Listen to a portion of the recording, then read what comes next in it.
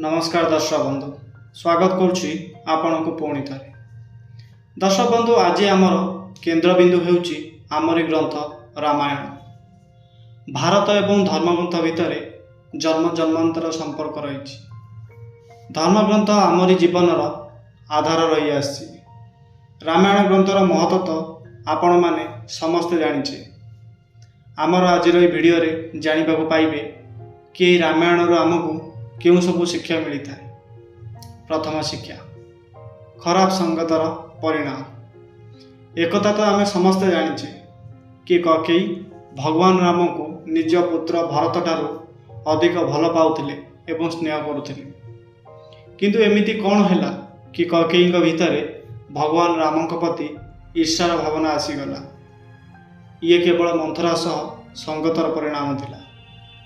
एथुर आमको यही शिक्षा मिलुची कि आमको जीवन में सदाबले भल संगत ही बाछिबा निहाती दरकार। द्वितीय शिक्षा, सेवार भाव।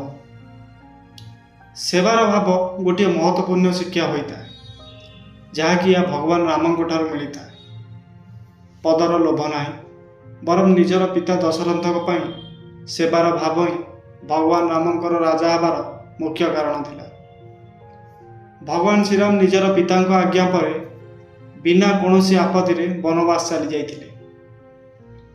दर्शक बंधु, आम मानक भी आमरी स्वभाव में सेवा भाव आनिबा निहाती उचित।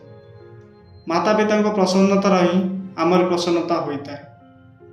तृतीय शिक्षा, भगवान प्रति समर्पण।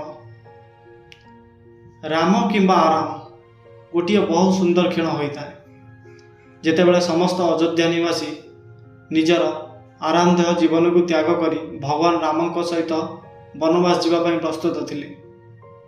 अयोध्यार लोकों ठारू आमको भगवान प्रति समर्पण भावर शिक्षा मिलता है। जदि भगवान आमर साथी अछंती तो संसार में केही भी आमर कौन क्षति करें ना। चतुर्थ शिक्षा, भक्ति मार्ग में आलस्य त्याग करवा। एकदा सत्य जे कि भगवान राम अयोध्यावासी अत्यंत प्रिय थिले। सेतिबाई भगवान अयोध्यारे सही समय जाइथिले अयोध्यारू जेतेबेले समस्ते सोई रही। सेतिबाई ही कहुआ जाता है कि आलस्य भगवान केबे मिलती ना, बरम आमे भगवान को पाइबा पाई तपस्या करने को पड़ता है। पंचम शिक्षा, भगवान प्रसन्नता सर्वोच्च सर्वोपरि। कौन आप जानते कि भारत पाई शासन करने ठारू बहुत सरल थिला भगवान राम सह वन में निवास करने। किंतु भारत शासन केवल भगवान को प्रसन्न करने बाछिथिले। एथिरू यही शिक्षा मिलुची कि आमको आमरी प्रसन्नता नुहे, बरम भगवान को प्रसन्न करने प्रयास करने उचित। भगवान को प्रसन्न करने मोक्ष प्राप्ति करिवार उपाय होता है। दर्शक बंधु, आशा करुच्ची आपन को ये रामायण शिक्षा वीडियो बहुत पसंद लगी। से भल लगी चैनल को सब्सक्राइब कर दिंतु।